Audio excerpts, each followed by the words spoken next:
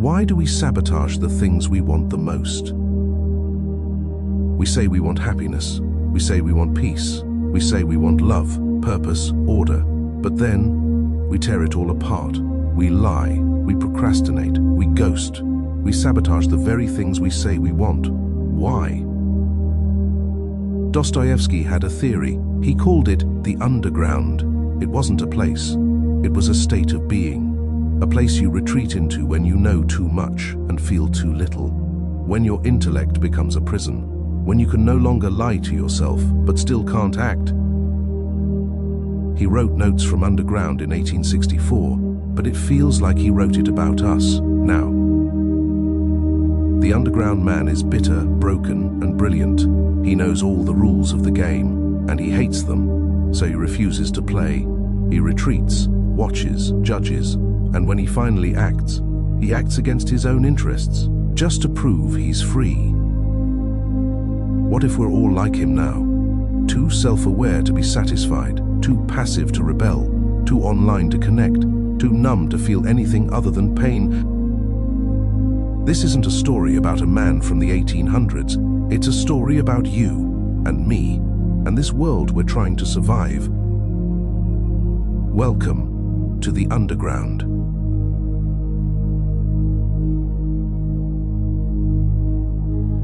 The underground man once said, "Twice 2 makes 4 is a pert coxcomb who stands across your path with arms akimbo and spits at you." Most people hear that and laugh. It sounds insane. It sounds like the kind of thing only a madman would write. But madness in Dostoevsky's world is just a mirror, and if you stare at it long enough, you start to see yourself. He's not rejecting math, he's rejecting certainty. He's rejecting the world as a cold, perfect machine, because in a perfect world, what use is freedom? If everything is calculable, if everything is rational, then you become predictable, you become manageable, optimized, tracked, monetized. We tell ourselves we want a system, we want a morning routine, a 5-year plan, a clean inbox, a healthy gut microbiome. We want productivity hacks, we want bullet journals, we want to get better, and yet, we do none of it. Or worse, we start, then destroy it all on purpose. Why? The underground man would say, because we want to be free more than we want to be happy, and freedom, real freedom, means doing things that make no sense, things that no one can predict, things that hurt. We're obsessed with contradiction because it's our only proof we're not machines. You work out for 3 weeks, then binge on fast food. You fall in love, then pick a fight over nothing. You meditate at sunrise, then scroll TikTok for 4 hours. You say, "I just don't know what's wrong with me." But the truth is, you do know. You know exactly what you're doing. That's what makes it worse. This is what Dostoevsky called conscious inertia. You see the train coming, you see your life unraveling, and you don't move. You don't want to move, because to move would mean giving in to logic. To move would mean accepting the rules of the system. And some part of you, that dark, silent, honest part, would rather burn than obey. We are not rational beings. We are rationalizing beings. We act, then invent reasons afterward. We lie, then convince ourselves we told the truth. We suffer, then call it a lesson. And maybe that contradiction isn't a flaw. Maybe it's the last thing we have left that isn't algorithmic, that isn't owned, that isn't part of someone else's business model. Maybe contradiction is consciousness, and pain is the price of freedom. So no, the underground man isn't broken. He's free. But that freedom comes at a cost. A life spent underground, cold, lonely, but untouched.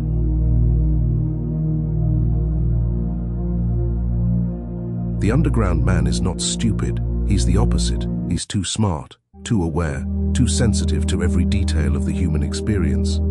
He sees through everything, and that's exactly the problem. He calls it a disease, hyper-consciousness, a kind of brutal self-awareness that won't let him act, won't let him believe, won't let him rest. But that's just his way of saying, I know too much to be fooled, too much to belong. Hyper-consciousness means he can see the contradictions in every desire, every gesture, every thought. He wants love, but knows love is transactional, so he mocks it, then mourns it. He wants connection, but distrusts it, so he pushes people away, then watches them leave. He wants to change, but questions the motive, so he stays the same and calls it freedom. But that's just his way of saying, I know too much to be fooled, too much to belong. Hyper-consciousness means he can see the contradictions in every desire, every gesture, every thought. He wants love, but knows love is transactional, so he mocks it, then mourns it. He wants connection, but distrusts it, so he pushes people away, then watches them leave. He wants to change, but questions the motive, so he stays the same and calls it freedom. Beat, low, slow breath in the music. This is what philosophers now call reflexive paralysis. It's when your brain loops so many times around a problem, you become detached from the will to act. You analyze your sadness, your loneliness, your boredom, so efficiently that you no longer feel it. You just observe it, like a lab technician watching a dying animal, like a ghost haunting your own body. You scroll for hours. You save books you'll never read. You daydream about living without ever actually living. And the cruelest part, you know it's happening. You narrate it in real time. It's not that you're numb, it's that you feel everything too much. So your system shuts down. You become still, but not at peace, just stuck.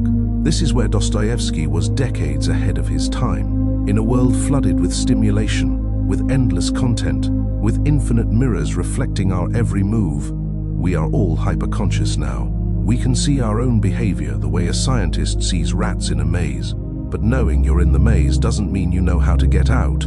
The underground man lives in this space, this sterile, suffocating space between thought and action, between knowing and doing. He thinks too deeply to believe in meaning, but not deeply enough to create it. And so he writes.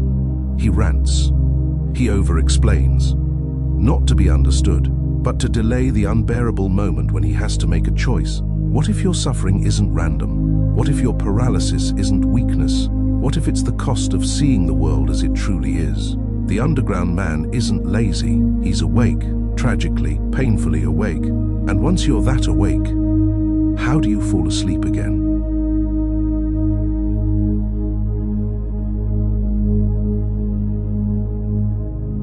There's a moment in Notes from Underground where the man starts to rant about utopia, the perfect society, the rational paradise, a world where everyone is well-fed, well-behaved, and well-programmed. No war, no chaos, no suffering, and he hates it. He says, man is stupid, but not entirely stupid. If he is not stupid, he is monstrously ungrateful, phenomenally ungrateful. In fact, I believe the best definition of man is a being that goes on two legs and is ungrateful. Ungrateful for peace, ungrateful for comfort, ungrateful for the system, because deep down, we don't want the world to be perfect. We want the right to break it. The underground man knew a perfectly logical society is a society where people no longer choose. They obey, not because they're forced, but because they're predicted. That's what progress has become. Not justice, not liberation, but prediction. The system learns what you like, then gives it to you until you become a creature of habit, a reflection of the code, a biological echo of your own past behavior. You listen to the same songs. You scroll the same feeds. You dream the dreams it assigns you. Not because you have to, but because it's comfortable, because it's easy. Progress is supposed to set us free. But most of the time, it just removes the friction, and friction is where the self lives. That's why the underground man prefers suffering. Suffering means there's still something in you that hasn't been optimized, hasn't been trained, hasn't been fed dopamine through a drip of screens and algorithms. He writes, shower him with all earthly blessings, drown him in happiness, until only bubbles dance on the surface of his happiness. And it will not be enough. He will destroy it all, just so that something ungrateful and perverse can emerge from his soul. It sounds insane, but look around. People in the most advanced societies, with the most comfort, the most access, the most tools, are collapsing into burnout, addiction, alienation, self-harm. Why? Because progress without depth becomes a kind of digital anesthesia. It numbs you, feeds you, distracts you, but it doesn't see you, and worse, it doesn't let you see yourself.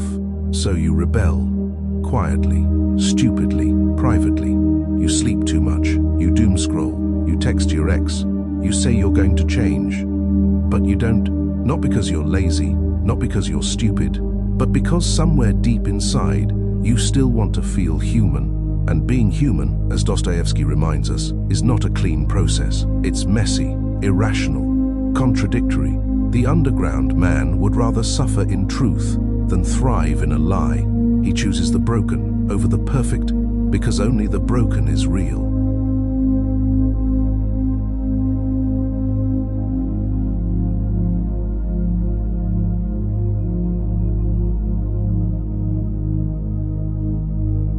The underground man doesn't sabotage himself by accident. He does it on purpose, and that makes all the difference. He knows how to behave. He knows what society wants from him: work, smiles, routine, efficiency, progress. And he has just enough clarity, just enough awareness to reject all of it. But not with protest, not with a manifesto, not with revolution. He rejects it with a whisper, a shrug, a cough in a quiet room. He doesn't break the system, he lets it run and simply refuses to participate. It starts small. He avoids people. He avoids love. He avoids opportunity. Then he begins to rot in private. Writing, "I could not become wicked, neither could I become good. I became corrupt." Why? Because he wants to be free. But in a world built on control, freedom often looks like failure. To be normal is to be predictable. To be good is to be efficient. To be healthy is to be manageable. But the underground man would rather be disordered, irrational, and even suicidal, so long as it is on his own terms. This is the paradox. He doesn't destroy himself because he hates himself. He destroys himself to prove he still has the power to choose. Because even pain is better than programming. That's what makes the self-destructive act sacred to him. Not the pain itself, but the will behind it. To choose to be a failure is still to choose. To choose suffering rather than be handed pleasure like a pet is to claw back a piece of your soul. That's why he lashes out when he's most vulnerable. That's why he ruins relationships as soon as they become real. That's why he can't stop thinking about how people see him but refuses to let them close. Because if you destroy yourself first, no one else can touch you. Think about it. You say you want to get better. You say you want to stop scrolling, to start writing, to fix your sleep schedule, to eat like someone who loves their body, and yet you don't. Is that weakness, or is it something deeper? Maybe, like the underground man, you're not sabotaging yourself because you hate your life. Maybe you're sabotaging yourself because you refuse to be owned by it. In a world that treats your behavior like data, your choices like currency, your habits like code, self-destruction becomes the last place left where your actions can't be monetized. It's the one thing you can do that the system doesn't want. It's not noble, it's not heroic, but it's honest. And maybe that's all the underground man ever wanted, to do something, even something ugly, that couldn't be explained away by science, or fixed by an app, or turned into a self-help book, because that's the only way he knows he's still alive.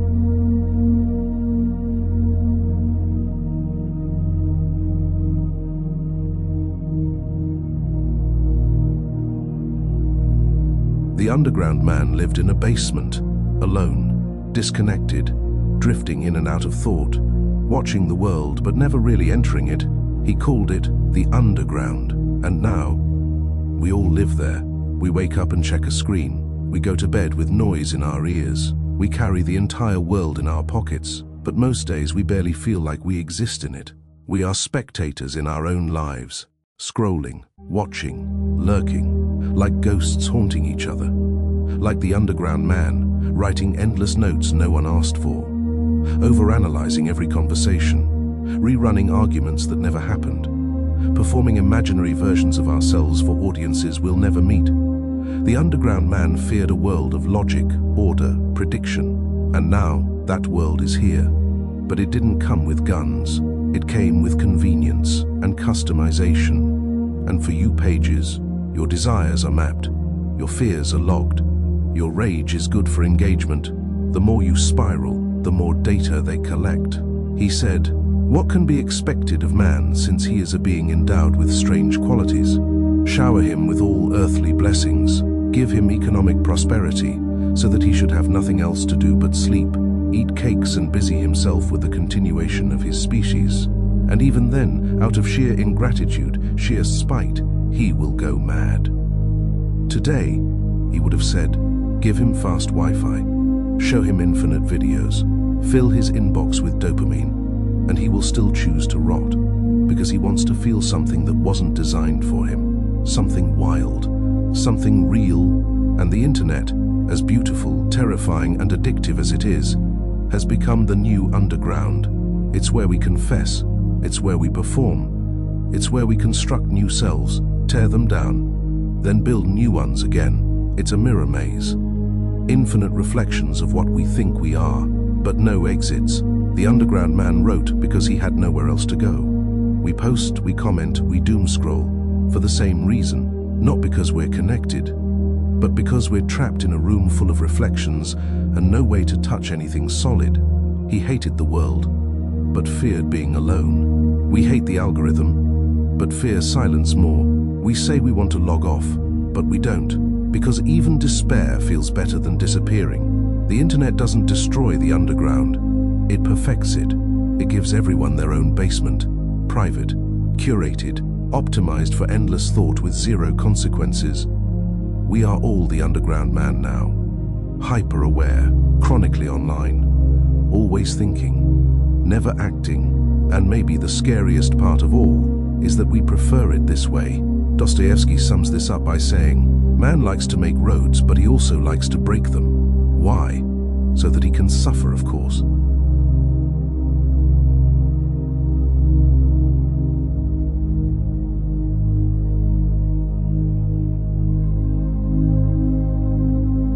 The underground man doesn't ask for forgiveness. He doesn't look for redemption. He doesn't beg to be understood. He simply speaks. And in doing so, he shows us the cost of seeing too much and doing too little. He is not a villain, but he's not a hero either. He's what happens when a person refuses to lie to themselves, but also refuses to live. So the question remains, can the underground be escaped? And maybe more importantly, should it be? To leave the underground, you don't need to write a book. You don't need to become a symbol. You don't need to fix the world. You just have to risk being seen. Risk being vulnerable. Risk making a fool of yourself. The underground man would rather rot in dignity than risk love and humiliation. But that's not strength. That's fear, wearing the mask of intelligence. To be alive is to be wounded, to be wrong, to be embarrassed, to be seen laughing too loudly at the wrong moment, to love someone who doesn't love you back, to try something and fail in public. The algorithm protects you from that.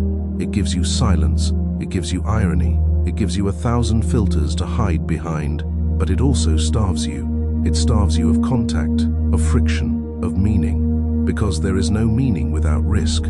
The underground man says, "I swear to you, gentlemen, that to be overly conscious is a sickness. A real, thorough sickness. But maybe there's another way. Maybe awareness doesn't have to end in paralysis.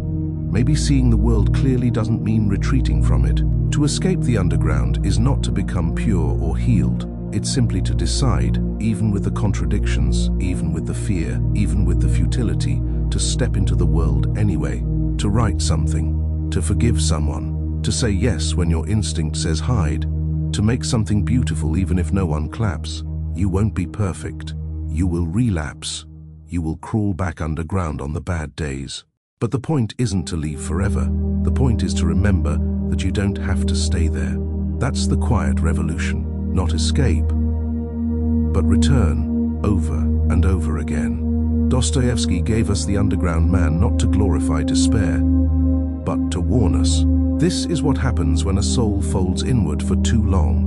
But maybe, if we're brave enough to name our pain, to speak the truth out loud, and to move one step toward the light, we become something else, not better, not fixed, just real, And real is enough. Taking a new step, uttering a new word, is what people fear most.